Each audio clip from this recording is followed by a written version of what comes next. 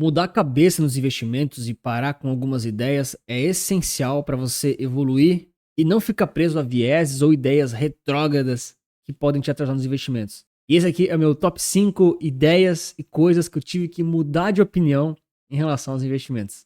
Bom, já comenta para mim qual foi a ideia ou a opinião que você teve que mudar em relação aos investimentos que mais te marcou ou que foi mais relevante, tá certo? A primeira de todas é muito óbvia. Na verdade, as 3 primeiras são óbvias e as 2 últimas são mais polêmicas, tá? Vamos lá. A primeira é a clássica. Preciso aprender a análise fundamentalista para saber analisar ações e fundos imobiliários, para saber quais são os melhores e quais vão subir mais para eu ganhar mais dinheiro na minha carteira. Essa aqui é uma clássica e bem óbvia, que acho que vem muito da lavagem cerebral que o brasileiro recebeu, assim, na média, que está tentando saber mais sobre investimentos. Então, claro que pouca gente ainda no Brasil investe ou está interessado nisso tudo. Se você está indo por esse caminho, está muito melhor do que a média, sem dúvida nenhuma. Mas de forma consistente e realmente sustentável, é muito difícil você ficar escolhendo as melhores ações ou fundos imobiliários que mais vão subir. Eu comecei a cair na real quando eu via que o pessoal amarrava muito em fórmulas simplistas demais os indicadores de empresas e exigiam que as pessoas físicas comuns tirassem grandes conclusões em relação àqueles indicadores. Eu sempre fui muito mais grafista, eu aprendi a ler gráfico muito cedo, muito antes de tirar o CNPI, só que o gráfico ele tem uma malícia muito maior do que o fundamentalista. Você meio que tem que saber analisar um pouquinho da maldade do mercado. Mas o ponto do fundamentalista, é claro que ele funciona também, mas ele é muito mais complexo e te exige muito mais análises do que somente aquele indicador ou aquela conta que você viu num livro de 1980, que já mudou totalmente a fórmula de você analisar empresas, colocar um valuation nela e assim por diante. E no final das contas, muita gente aprende essas coisas, compram várias ações, mas depois de um tempo elas sobem ou caem e você não sabe explicar o porquê. Então você fica muito mais à mercê da sorte daquelas que comprou e subiu, mas também do azar daquelas que comprou e caiu. Até porque essas fórmulas simplistas ou essa análise dos negócios específicos é legal para você fazer para passar tempo. Mas quando você vai fazer isso em comparação com os outros fundos ou com as outras tesourarias, principalmente, tá? A tesouraria é muito mais importante do que fundo, muito mais inteligente. Você está competindo com uma galera muito esperta. E eles têm processos de análise e de tomada de decisão extremamente auditáveis e processualizados, de forma que eles sabem exatamente o porquê compraram, venderam ou em que tal percentual aquela ação e sabem exatamente o que deu certo e o que não deu no processo deles de médio e longo prazo. Você, como uma pessoa física, provavelmente não tem uma lista de 35 perguntas para responder de cada ação que está comprando e não sabe fazer um backtest estatístico com os seus próprios dados de decisão para saber o que você fez que estava certo e o que você fez que estava errado. Então é muito bonito na teoria, mas na prática você vai ver os seus concorrentes, que são as tesourarias, o mercado como um todo, e no longo prazo é horrível competir com eles. Então eu mudei de opinião, porque eu achava que eu tinha que aprender tudo isso e eu vi que era mais perda de tempo do que ganho de tempo, rentabilidade e sustentabilidade. Foi aí que eu cheguei no segundo ponto que eu tive que mudar de opinião, que é o famoso ETF é ruim. Eu conheci os ETFs já em 2019, se eu não me engano. Eu não era o maior fã deles, não é que eu odiava eles, até que eu achava legal, mas eu não entendia direito. Eu achava que era mais do tipo, tem um monte de coisa ali dentro e a galera mede o mercado dessa forma. É isso aí, não serve pra nada. Eu conhecia mais os ETFs do exterior do que os do Brasil, né? Os do Brasil eu conhecia acho que só o IMAB11, BOVA11 e VVB11. E na época também tinha muito menos, né? E de fato eu não sabia para que serviam. Mas aos poucos eu fui percebendo que o ETF é só um veículo e que se eu quero realmente buscar uma exposição a uma classe de ativos, eles podem ser muito úteis. Principalmente nesse caso das ações, que são extremamente complexas e que vão te exigir uma diversificação. Falando aqui com pessoas normais, tá? Pessoas aí que não são o Warren Buffett da B3, nem os grandes gênios aqui da Bolsa Brasileira, tá certo? Porque naturalmente um dos princípios que eu não mudei de opinião é a diversificação, eu acredito muito nisso, e o ETF ajuda muito a ter essa diversificação.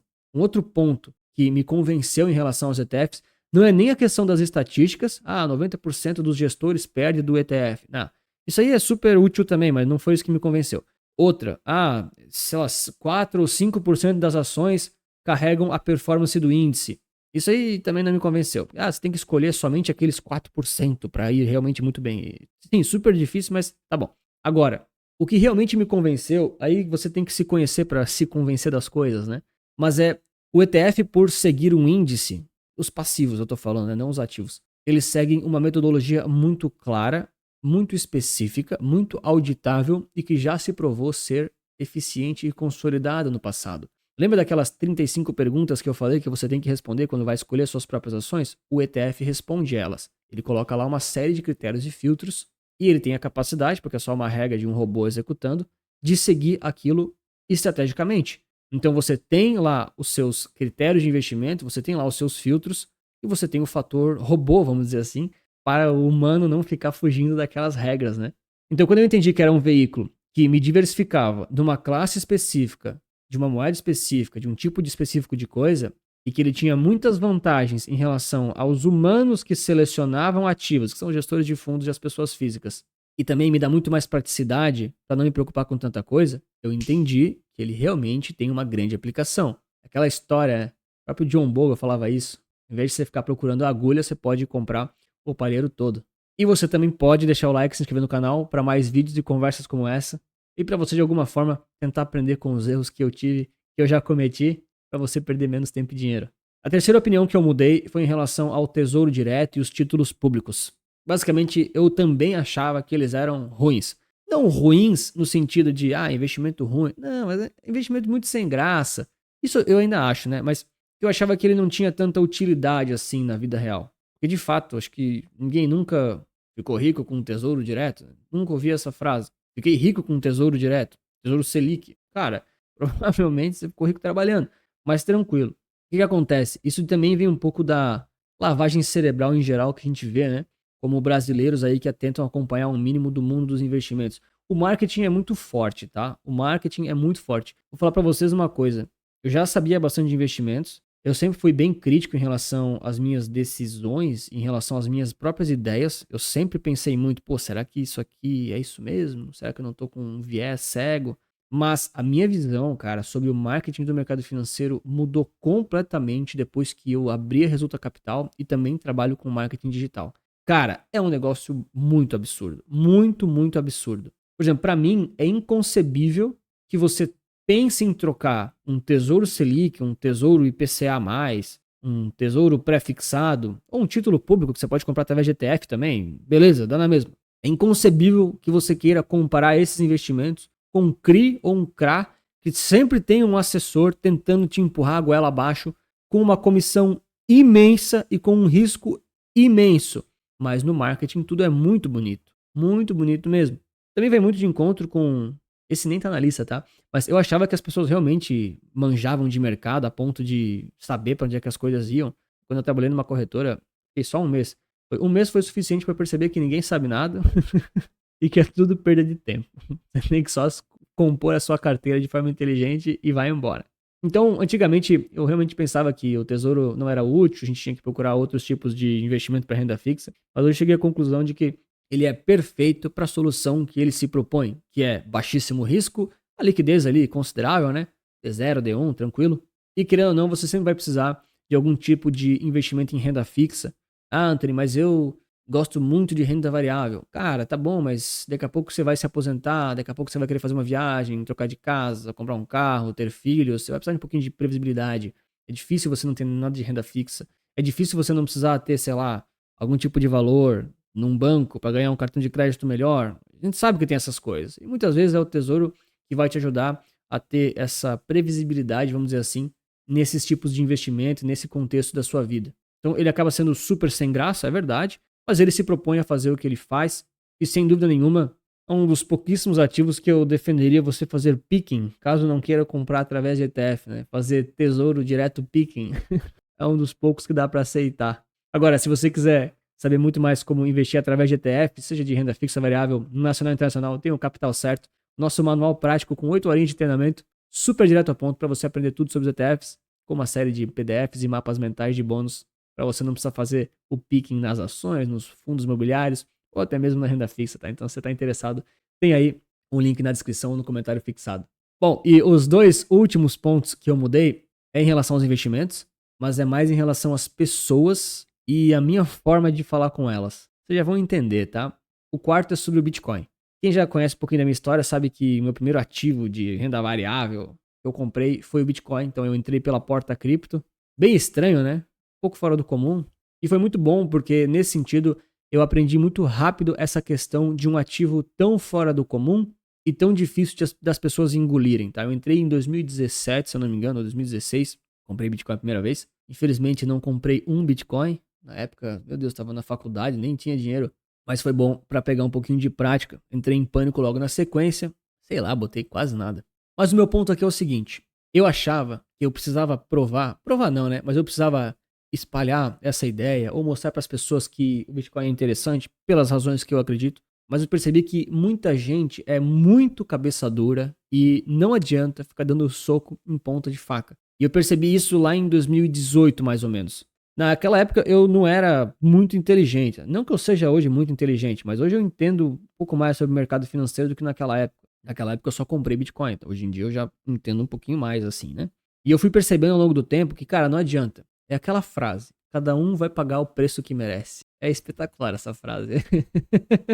E a gente vê como a aceitação do Bitcoin vem crescendo muito. Os bancos antigamente que proibiam você ter negociação de Bitcoin, eles bloqueavam seu CPF. Hoje em dia eles negociam cripto, você pode comprar através deles. Os governos querem fazer reserva cripto. E tem gente que ainda acha que é um ativo que não gera fluxo de caixa ou é uma collectible, né? Como se fosse um item colecionável.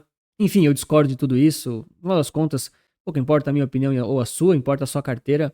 E se você está ganhando dinheiro com Bitcoin, ou se você está ganhando vendendo ele, enfim, são escolhas. Ou seja, a opinião que eu mudei não foi sobre Bitcoin, eu continuo acreditando em Bitcoin, acho super interessante, tem alto risco, a volatilidade, ok, mas o que eu mudei foi realmente parar de tentar fazer as pessoas entenderem uma coisa que elas não querem entender.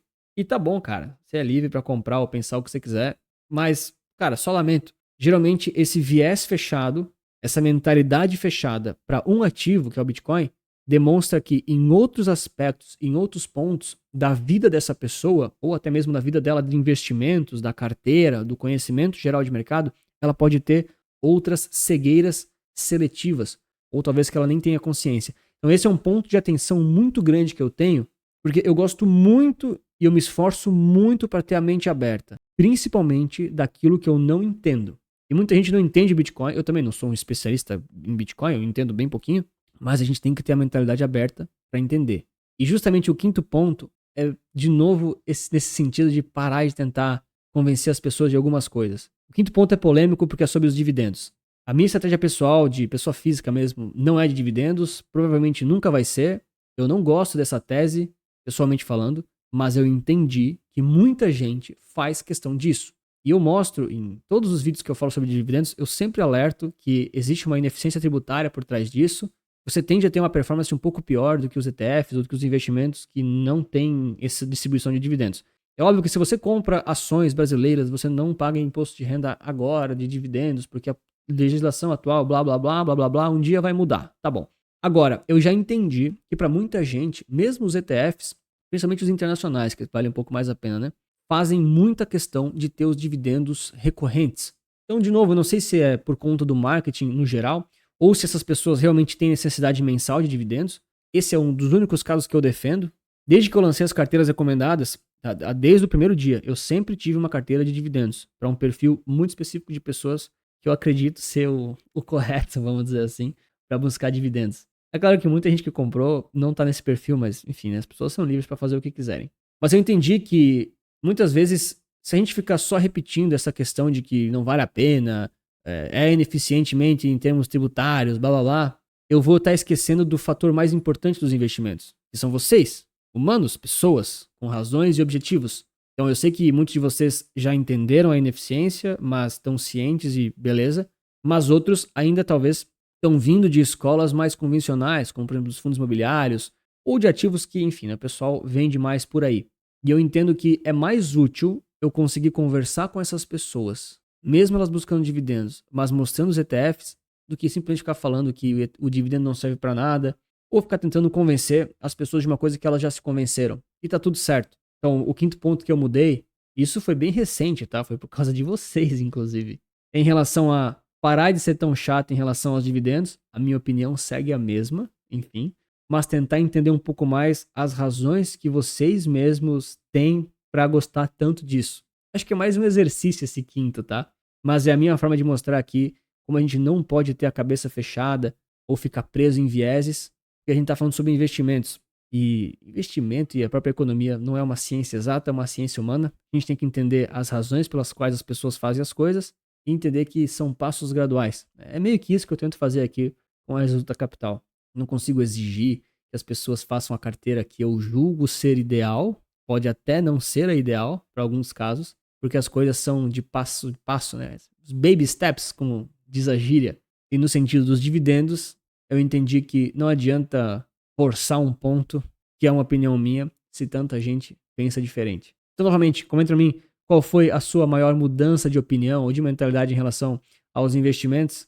E claro, se você ainda não investe muito, não ganha muito, está começando agora, você tem uma vantagem nos investimentos que eu vou te mostrar nesse vídeo aqui. Um grande abraço, muito obrigado pela sua inscrição, seu like, lembre-se que investir certo resulta capital.